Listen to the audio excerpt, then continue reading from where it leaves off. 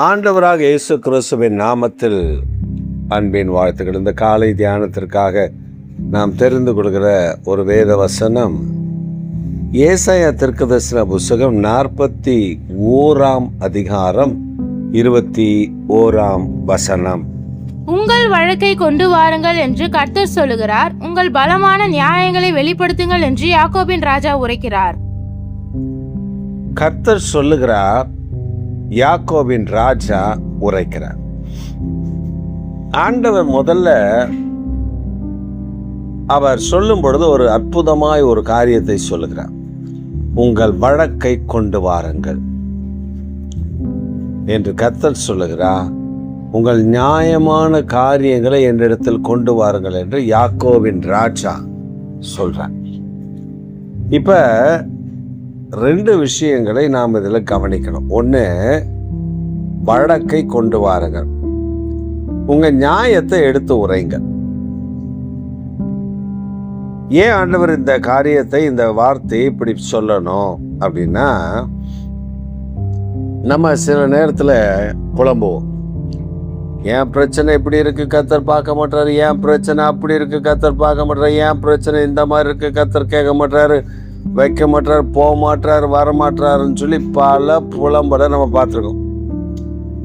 ஆனா நம்முடைய ஆண்டவராகிய தேவன் அவர் நீதி உள்ள நியாயாதிபதி. அவர் நீதியான காரியங்களை செய்கிறவர். அப்ப அதனாலதான் சொல்றாரு, உங்கள் பலமான நீதியை. இப்ப எங்க சொல்றாரு? வழக்கை, நியாயத்தை கொண்டு வாருங்கள். நீங்கள் வழக்கை கொண்டு வரலாம், நீங்கள் நியாயத்தை கொண்டு வரலாம். அதை தீர்ப்பு செய்கிறது கர்த்தர். இப்போ அதில் நியாயம் பண்ணுறது, நியாயத்தை கட்டளை எடுக்கிறது, தீர்ப்பு செய்கிறது கர்த்தர். இப்போ அவரிடத்துல போய் ஒரு வழக்காட முடியுமா? வழக்காட முடியுமா? அதான் கர்த்தர் இன்னொரு இடத்துல சொல்லியிருப்பாரு, வழக்காடுவோம் வாருங்கள் என்று கர்த்தர் சொல்லுகிறார். உங்கள் நியாயங்கள், உங்கள் வழக்குகள் எவ்வளவு பலமாக இருந்தாலும் கொண்டு வாங்க, நான் பேசுகிறேன் அப்படின்னு சொல்கிறேன். ஏன் இந்த காரியத்தை இப்படி சொல்கிறாருன்னா, ஒரே ஒரு விஷயம்தான். நாம் புலம்புகிறது. நாம் ஆண்டவரிடத்தில் இது சரியில்லை, அது சரியில்லை, இதில் உப்பு இல்லை, அதில் காரம் இல்லை, இதில் எனக்கு இப்படி இல்லை, இதில் எனக்கு அப்படி இல்லை, அவன் நல்லா இருக்கான், இவன் நல்லா இருக்கான், எனக்கு தான் நம்ம புலம்புகிறோம்ல. அதைத்தான் சொல்லுகிறேன், என்கிட்ட கொண்டு வா. உன் புலம்பலை இன்னைக்கு நான் பார்க்குறேன். நியாயத்தை, உன்னுடைய பலமான நியாயத்தை கொண்டு வா. சும்மா அப்படி இப்படிலாம் சொல்லக்கூடாது. பலமான நியாயம் இது, கொண்டு வா என்கிட்ட. அவருக்கு முன்பாக நம்முடைய வழக்கம், நம்முடைய நியாயங்களும் ஒன்றுமே கிடையாது. அவருக்கு முன்பாக ஒன்று கிடையாது. அவர் சர்வ வல்லமையுடையவர். அவருக்கு எல்லா காரியமும் தெரியும், எல்லா விஷயமும் தெரியும். ஆண்டவர் நம்மகிட்ட போய் ஒரு வழக்கு எடுத்துகிட்டு போய், இது இப்படி இருக்கு ஆண்டவரே, நீங்கள் இதை பார்க்கலையே, இதை வைக்கலையே அப்படின்னு நம்ம கேட்குறோன்னு வச்சுக்கோங்களேன். அந்த இடத்துல ஆண்டவர் சொல்லி, நீ இந்த தப்பு பண்ணதுனால தான் இந்த பிரச்சனை, நீ இந்த காரியம் பண்ணதுனால தான் பிரச்சனை.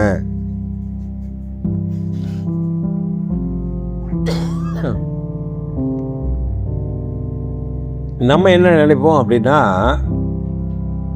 நம்ம எல்லாம் நீதியாக செஞ்சுருக்கோம், நம்ம எல்லாம் நியாயமாக செஞ்சுருக்கோம். தேவன் தான் அதை பார்க்காம விட்டார். நம்ம பழி போடுவோம். நமக்கு தான் பழி போடுறது பழக்கமாச்சே.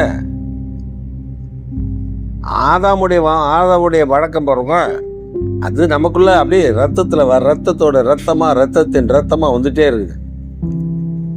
ஆதாம் சொன்னா, ஆண்டவரே நீ தந்த ஏவாள் தான் இதுக்கெல்லாம் காரணம். ஆண்டவருக்கே சொல்றான், நீ தந்த ஏவாள் தான் ஆண்டவரே அந்த பழத்தை பறித்து சாப்பிட்டாளா, எனக்கு கொடுத்தா நானும் சாப்பிட்டேன். ஏண்டா நீ கேட்க வேண்டாம், இது ஆண்டவர் சாப்பிட வேண்டாம்னு சொன்னாரு அப்படின்னு கேட்க வேண்டாம். ஐயா, அவ கொடுத்ததுக்கு அப்புறம் நான் கேள்வி கேட்டா என்ன ஆண்டவரே அப்படின்னு சொல்லிட்டான். சரி போ அப்படின்ட்டு சாபம், நிலத்துக்கு சாபம், அவனுக்கு சாபம். சாத்தானுக்கு சாபம். முடிஞ்சிச்சா? இப்போ அதே பழக்கம் தான் நமக்கு வருது.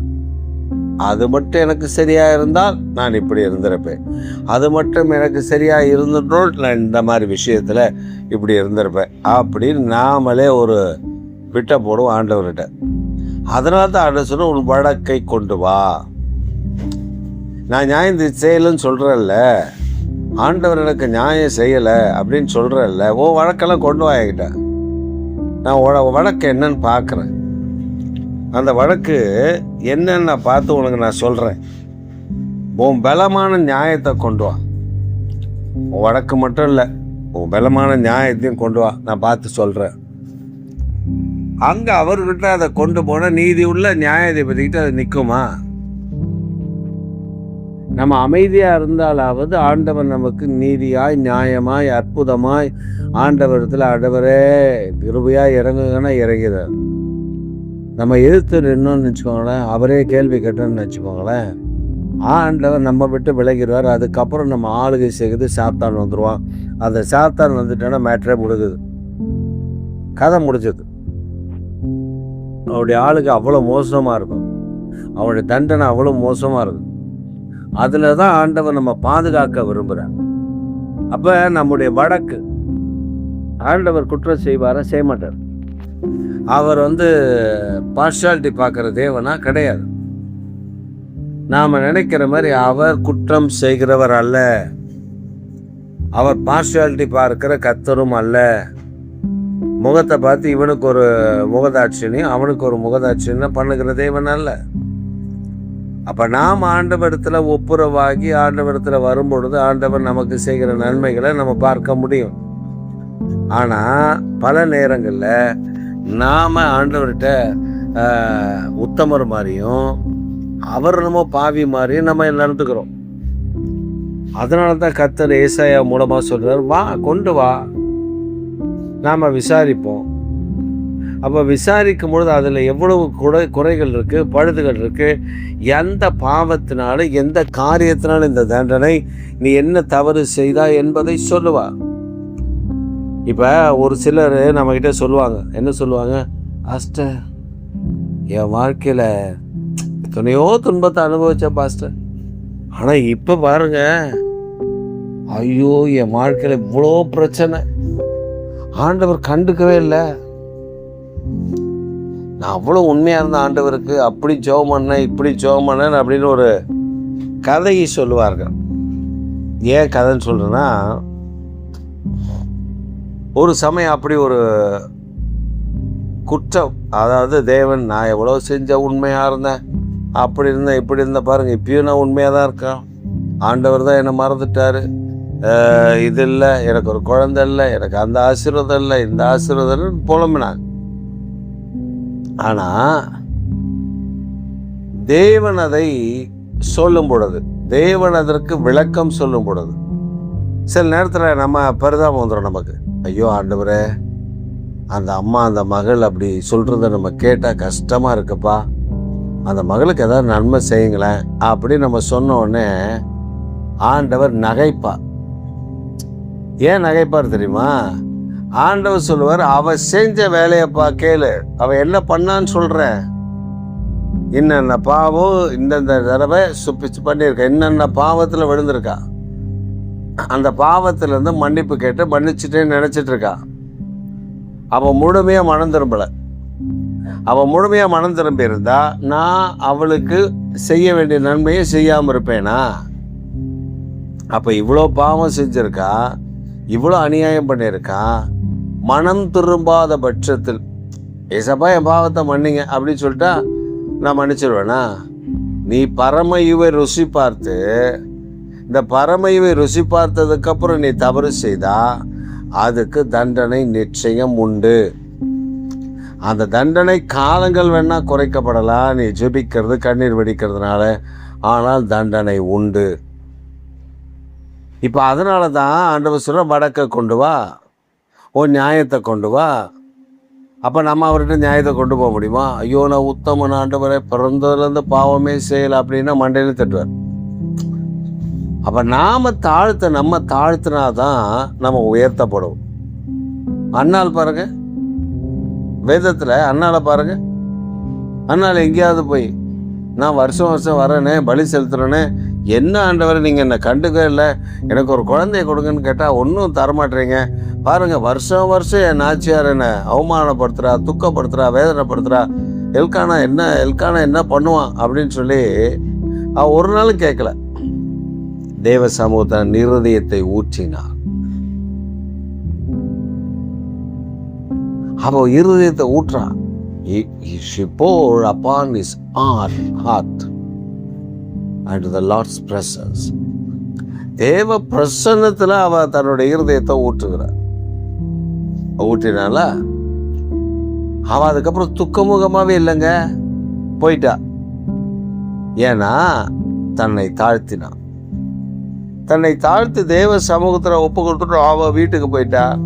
கர்த்தர் அவள் ஜெபத்தை கேட்டு அவளை கர்ப்பவதி ஆக்கி அடுத்த வருஷத்துக்குள்ள ஒரு குழந்தைய கர்த்தர் தந்தாரு.